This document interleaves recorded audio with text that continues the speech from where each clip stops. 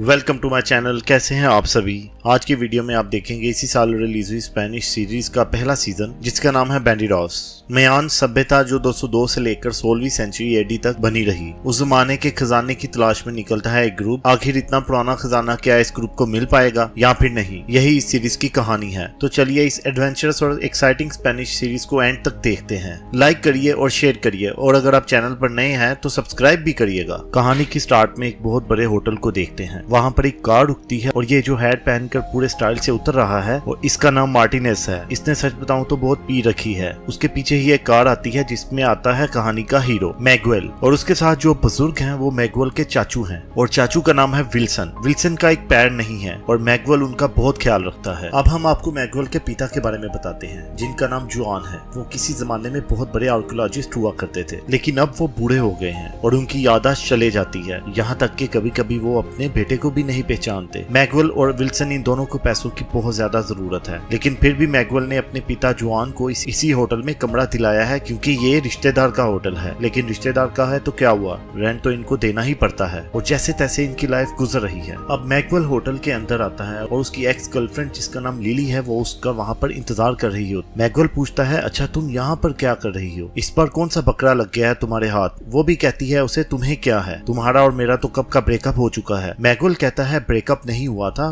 बिना बताए तू मुझे छोड़कर चली गई थी। और इसी बीच वहाँ पर एक यंग लड़का आता है जिसका नाम है लोकस। ये इस होटल के ओनर का बेटा है, मतलब कि ये करोड़पति खानदान का इकलौता वारिस है। ये कंप्यूटर और दूसरे डिवाइसेस को हैक करने में बहुत मास्टर है, लेकिन साथ ही से मैगुएल की तरह आर्कियोलॉजी में भी बहुत ज्यादा इंटरेस्ट है और एडवेंचरस ट्रिप पर निकलने का तो हमेशा से इसके सर पर भूत सवार रहता है। और जैसे मैगुएल उधार में डूबा हुआ है वैसे ही लिली को भी पैसों की बहुत ज्यादा जरूरत होती है। फिर रात को देखते हैं और फिर रात को हम देखते हैं मार्टिनेस को जो पहले ही नशे में धुत है और वो और पीने लग जाता है और मैगुएल के पिता जुआन का नाम बड़बड़ाता रहता है। मैगुएल चौंक कर पूछता है कि तुम्हें उनका नाम कैसे पता। तब मार्टिनेस बताता है कि काफी हजार साल पहले फर्नांडिस नाम का एक बहुत बड़ा सिपाही रहता था और जब भी मयान सभ्यता के खजाने की बात होती है तो फर्नांडिस का नाम जरूर लिया जाता है और उसी फर्नांडिस के जमाने का वंशज हूँ मैं। फर्नांडिस को का बहुत सारा खजाना मिला था, लेकिन मरने से पहले उसने वो सोना न जाने कहां पे छुपा दिया, लेकिन अपनी आने वाली नस्लों के लिए वो एक मैप छोड़ कर गया। लेकिन फिलहाल वो मैप भी तबाह हो गया है, लेकिन मैं जानता हूं कि उस मैप में बहुत सारे छेद बने हुए हैं। अब मैगुएल जब उसकी ये सारी बातें सुनता है तो उसको ये सारी बातें उसकी बहुत ज्यादा बकवास लगती हैं। तब मार्टिनेस मैगुएल को उस खजाने का राज बताने लग जाता है। मयान के जमाने में एक राजा था जिसे सोने, हीरे, जवाहरात वगैरह से बहुत लगाव था। कीमती रत्न, सोना वगैरह वो अपने महल में रखवा लेता था। मरते वक्त उसने कहा कि ये सारा सोना मेरे साथ ही दफना दो, और उसके मरने के बाद उसकी प्रजा ने बिल्कुल वैसा ही किया। 16वीं सेंचुरी में जब स्पेनिश सेना ने म्यान देश पर आक्रमण किया तब 3 सिपाहियों को वो सोने का खजाना मिला और उन 3 सिपाहियों में एक था फर्नांडिस और जिसका लेटेस्ट वारिस मार्टिनेस है।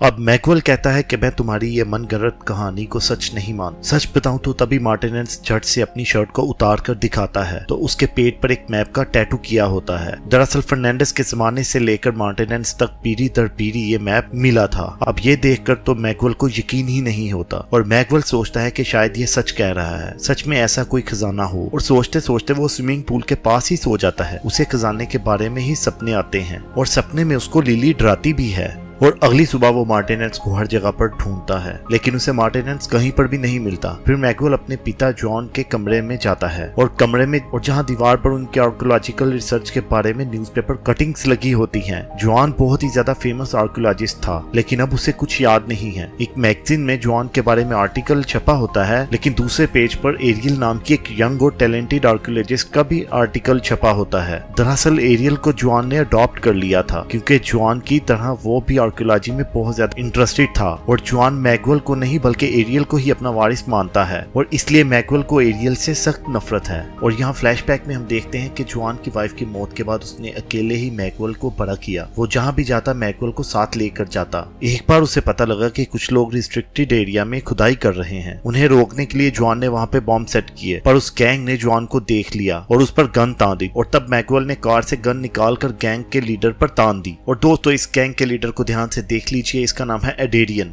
और मैगवेल से कहता है तुम्हें मुझ पे शूट करने की हिम्मत नहीं है, और मैगवेल के पास आकर चालाकी से उससे गन को छीन लेता है। और तभी जॉन रिमोट के जरिए बम को ब्लास्ट कर देता है और मौका देखकर दोनों बाप बेटे वहां से भाग जाते हैं। और तभी एड्रिन पीछे से उनपे बहुत ज्यादा फायरिंग करता है, लेकिन वो दोनों बाप बेटा भाग जाते हैं और एड्रिन की गन का एक फायर उसकी अपनी ही बाइक को लग जाता है और उसकी बाइक से पेट्रोल लीक होना शुरू कर देता है और जॉन अपना लेटर उस बाइक के ऊपर फेंक देता है और एड्रिन उनका पीछा करने के लिए अपनी बाइक को करता है स्टार्ट और तभी हो जाता है ब्लास्ट। और अब आते हैं हम प्रेजेंट में। मैगवेल उनको उनकी दवाई देता है क्योंकि जॉन कभी कभी दवाई लेना भी भूल जाता है और मैगवेल यहाँ पे टूरिस्ट गाइड के तौर पर काम करता है और टूरिस्ट्स को यहाँ की गुफाएं वगैरह दिखाता है और इन गुफाओं से कुछ मूर्तियां निकालकर टूरिस्ट्स को बेचता भी है और बताता है कि ये मूर्तियां मयान के जमाने से यहाँ पर पड़ी हुई हैं। असल में वो मिट्टी की बनी हुई मूर्तियां होती हैं जो मैगवेल खुद बनाता है और वो टूरिस्ट के साथ फ्रॉड करके उनसे पैसे हटियाता है। उसका ये काम विल्सन को बिल्कुल भी पसंद नहीं आता और वो टूरिस्ट को बता देता है कि ये तुम्हें बेवकूफ बना रहा है, इन मूर्तियों पर अपने पैसों को जाया मत करो। और ये कहकर वो मैगवेल को वहां से घसीट कर लेके आता है। दूसरी तरफ एक जगह पे बहुत ज्यादा लोग इकट्ठे हुए होते हैं। दरअसल पानी में मार्टिनेंस की बॉडी मिली होती है। पुलिस इंस्पेक्टर ब्रूनो कहता है कि हो सकता है कि नशे में ये पानी में गिर गया हो। दूसरी तरफ पुलिस ऑफिसर जिसका नाम मैबल है वो कहती है तुम पुलिस वाले हो, पुलिस वाले की तरह बात करो, ज्योतिष की तरह नहीं समझे। और फिर वो बॉडी की जांच करते हैं तो साफ दिखता है कि पेट पे इस जगह पे मैप बना हुआ था, उस जगह की खाल काट ली गई है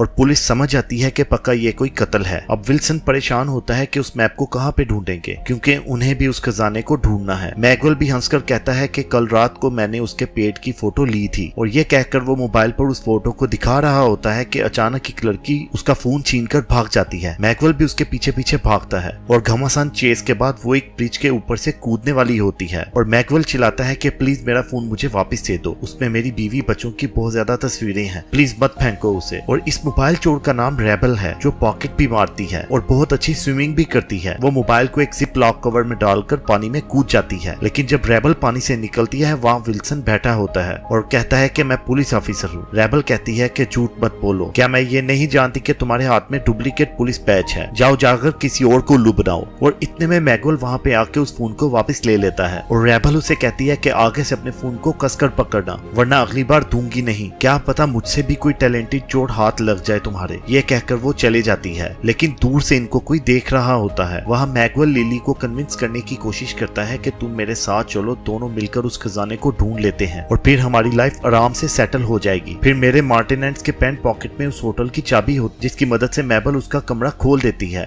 और फिर वहाँ के सीसीटीवी पर वो चेक करती है कि इस कमरे में कौन आया था। यहाँ आने वाले टूरिस्ट को पहला फिसला कर लिली उनका क्रेडिट कार्ड निकाल लेती है, लेकिन उसे पुलिस पकड़ लेती है। लेकिन तब वो किसी तरह मैगवेल को कॉल करके बता देती है। मैगवेल उसको छुड़वा देता है। दरअसल हुआ ये था कि मैगवेल ने ही लिली के बारे में पुलिस को इन्फॉर्मेशन दी थी और ये उसी का ही प्लान था कि मैं इसको छुड़ा दूंगा और ये मेरे साथ चलने को तैयार हो जाएगी। और लिली सच में उसके साथ जाने के लिए तैयार हो जाती है इस ट्रेजर हंट में जहाँ पे उन्होंने खजाने को ढूंढना है। अब मैगवेल, लिली, विल्सन और हैकर लूकस इस मिशन की तैयारी में लग जाते हैं। लूकस बताता है कि इस मैप को समझने के लिए हमें ये पता लगवाना होगा कि 16th सेंचुरी में वो जगह कैसी थी, यानी उस वक्त का मैप हमें चाहिए होगा। और वो मैप एक म्यूजियम में है जिसका मालिक एरियल है और वही एरियल जिसे मैगवेल के पिता ने अडॉप्ट किया था। लेकिन म्यूजियम में हर तरफ सीसीटीवी कैमरास लगे हुए हैं। सबसे पहले लिली एसी वेंट के जरिए अंदर घुसकर एसी के कनेक्शन को काट देती है बाहर और फिर वहाँ से एक स्टाफ का यूनिफॉर्म पहनकर वो बाहर की तरफ निकलती है और तभी वहाँ एसी रिपेयर करने के लिए 2 टेक्नीशियन आए होते हैं और लिली उनसे कहती है कि तुमसे पहले एक टेक्नीशियन आकर सब ठीक कर चुका है, आप जा सकते हैं। और वो लोग चले भी जाते हैं। फिर मैगवेल और विल्सन आकर एसी टेक्नीशियन जैसा यूनिफॉर्म पहनकर एसी वेंट के जरिए म्यूजियम में घुस जाते हैं और लोकस अपने सिस्टम की मदद से उन्हें अंदर का रास्ता बताता है। आखिर में उन्हें वो कमरा मिल जाता है जहाँ पे सारे पुराने मैप पड़े होते हैं और मैगवेल उन सबकी फोटो ले लेता है और तभी वो चैन की सांस लेकर वहाँ से निकल ही रहे होते हैं कि सिक्योरिटी के लिए जो लेजर नेटवर्क होता है उन पर वो पैर रख देता है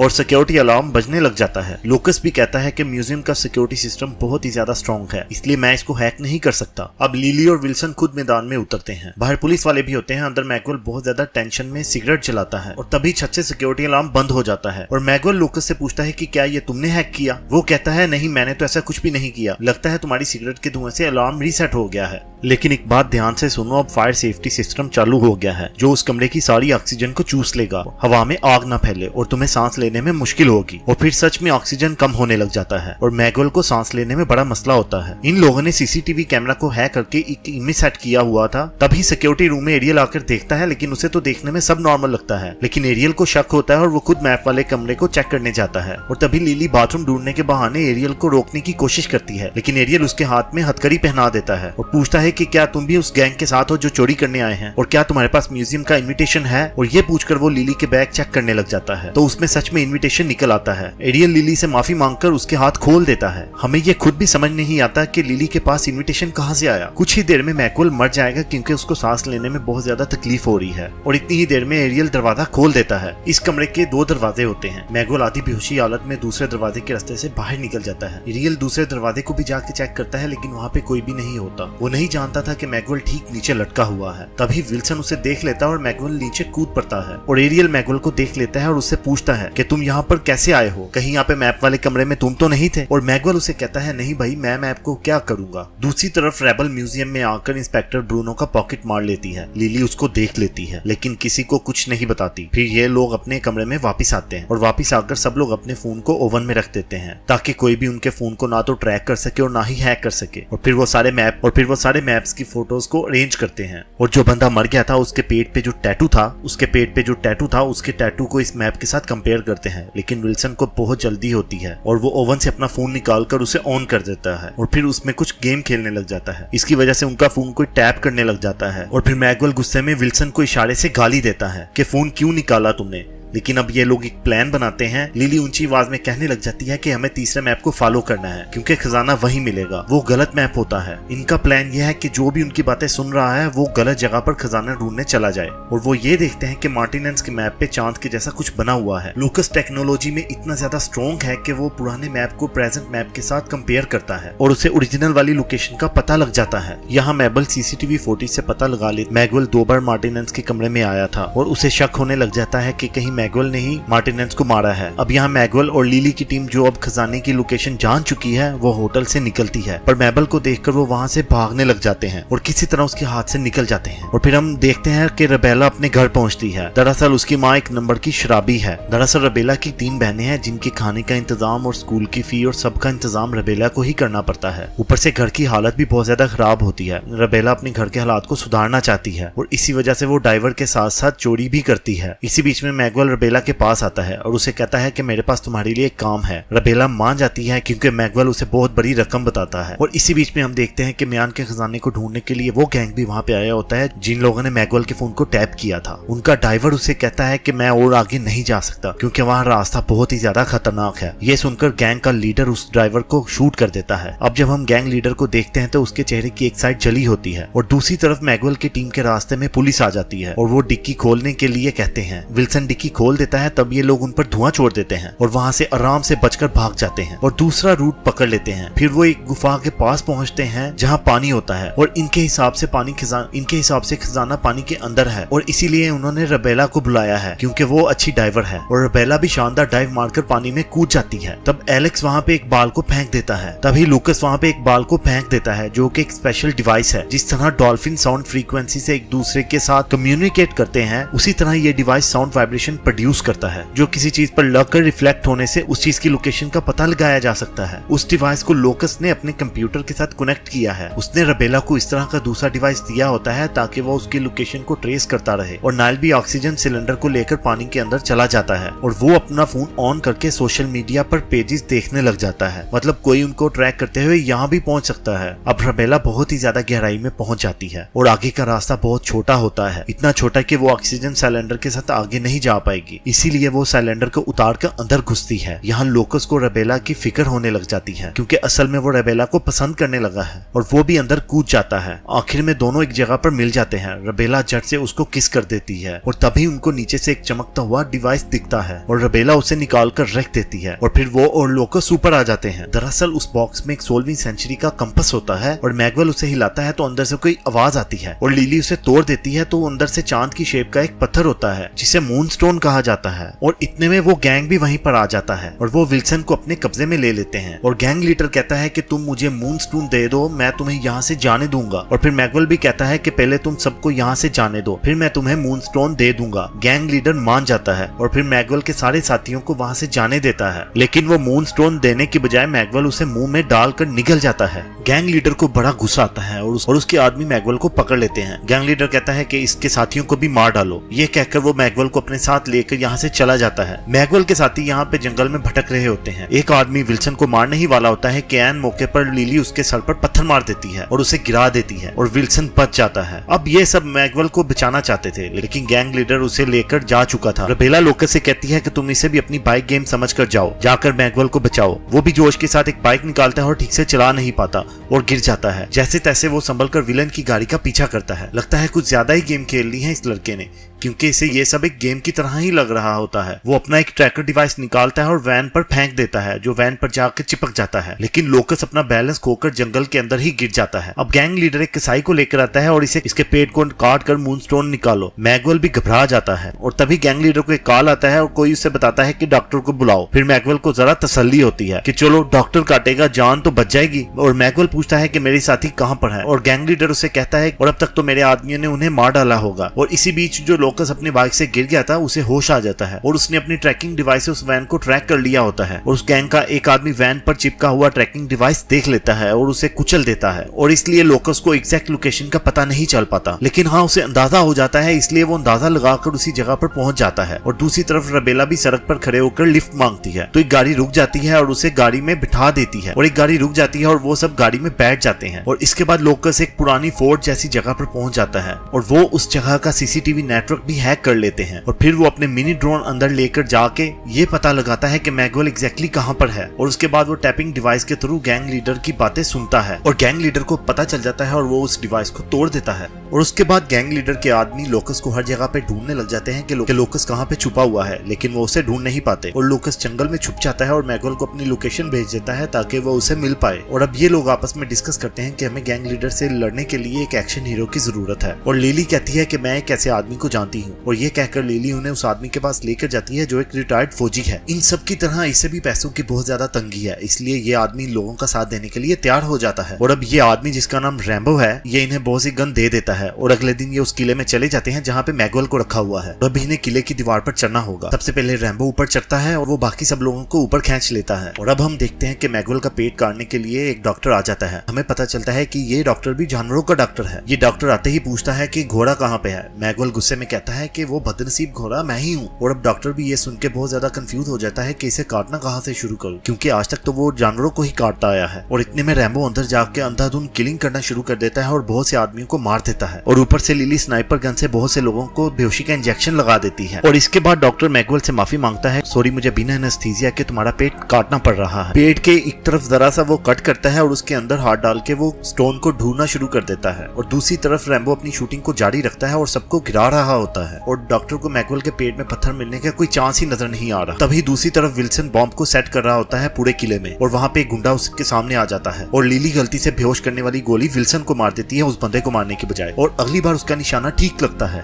और विल्सन अपनी एक टांग उतार के उसे बहुत ज्यादा धोता है। और दूसरी तरफ गैंग लीडर अपने सभी आदमियों को कॉल करता है, लेकिन कोई भी आदमी फोन नहीं उठाता क्योंकि रैम्बो ने सबको मार दिया है। और तभी विल्सन के सेट किए हुए जो बम थे एक एक करके फटना शुरू हो जाते हैं। और उतने में मैगवेल के साथी वहाँ पे पहुंच जाते हैं और डॉक्टर को धमकाते हैं कि जहाँ से काटा है वहाँ से वापस से सीधो, और वो लोग उसे लेके वहाँ से निकल जाते हैं। और अब गैंग लीडर वहाँ पे अकेला होता है और उसके गुस्से का ठिकाना नहीं होता। और अब ये लोग वापस से होटल में जाते हैं और मैगवेल वॉशरूम में जाता है, और वॉशरूम में जाते ही उसका मूनस्टोन बाहर आ जाता है और ये लोग मूनस्टोन को हाथ में पकड़ के देखना शुरू कर देते हैं। और उसके बाद मैगवेल खुशी खुशी वो स्टोन अपने डैड को दिखाता है जिसका नाम जॉन है, जो एक आर्कियोलॉजिस्ट था जिसके बारे में आपको पहले बताया था। और उन्हें बेटा भले ही याद ना हो लेकिन मूनस्टोन उनको बिल्कुल याद होता है। जॉन उसे शाबाश देता है और उसे पूछता है कि बाकी 2 स्टोन कहाँ पे हैं बेटा। और मैगवेल चौंक के कहता है कि और भी कोई स्टोन है, और किस स्टोन की बात कर रहे हो डैड। और तब जॉन उसे बताता है कि मून स्टोन के अलावा 2 स्टोन और भी हैं, अर्थ स्टोन और सन स्टोन भी है, और इन तीनों स्टोन्स को आपस में जोड़कर ही उस खजाने के बॉक्स को खोला जा सकता है। और मैगुअल पूछता है कि वो दोनों स्टोन कहाँ पे मिलेंगे और इतने में ही जोआन की याददाश्त वापस चले जाती है और जोआन उसे कहता है कि तुम ये सब कुछ एरियल से क्यों नहीं पूछ लेते हो। एरियल वही जो मैगुअल का स्टेप ब्रदर है, जोआन का बेटा, और साथ ही में ये सब मैगुअल को कहते हैं कि वो एक सच्चा आर्कियोलॉजिस्ट भी है और वो तुम्हारी मदद जरूर करेगा। अपने बेटे को तो वो पहचानता नहीं है लेकिन एरियल की तारीफ करना वो कभी भी नहीं भूलता। और अब ये सोचकर मैगुअल बहुत ज्यादा परेशान हो जाता है क्योंकि वो एरियल से कुछ भी नहीं मांगना चाहता। और अब ये सब लोग परेशान हो जाते हैं कि अब क्या करें और तभी पुलिस आकर इन सब लोगों को पकड़ लेती है और जुआन को भी एक आदमी पकड़ के ले जाता है।